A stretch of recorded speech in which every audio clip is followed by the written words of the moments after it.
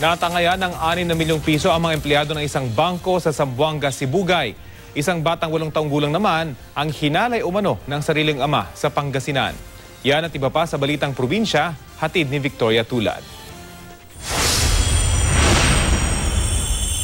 Matinding trauma ang inabot ng isang batang babaeng 8 taong gulang sa San Carlos City, Pangasinan matapos umano siyang gahasain ng sarili niyang ama. Ayon sa biktima, paulit-ulit siyang hinalay ng kanyang tatay simula pa lang noong 7 taong gulang pa lang siya.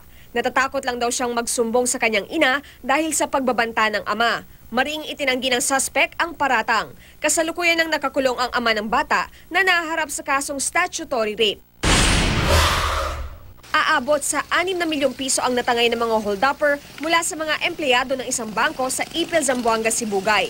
Base sa investigasyon, sakay ng service vehicle ang mga empleyado at magdedeposito sana sa isa pang branch ng pinagtatrabahuhan nilang bangko nang bigla na lang silang harangin ng isang gray na AUV. Hanggang sa magbabaan na raw ang mga suspect na armado ng matataas na kalibre ng baril at nagdeklara ng hold-up. Agad ding tumakas ang mga suspect. Nahanap na ng mga pulis ang inabando ng getaway vehicle ng mga hold-upper. Hinala ng mga pulis, inside job ang nangyaring krimen. 6 ang sugatan sa banggaan ng isang bus at AUV sa Abra, Ilocos Sur Road sa San Quintin, Abra.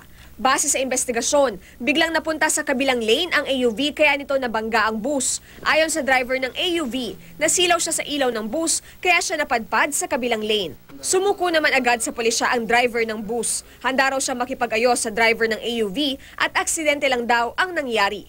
Victoria Tulad, GMA News.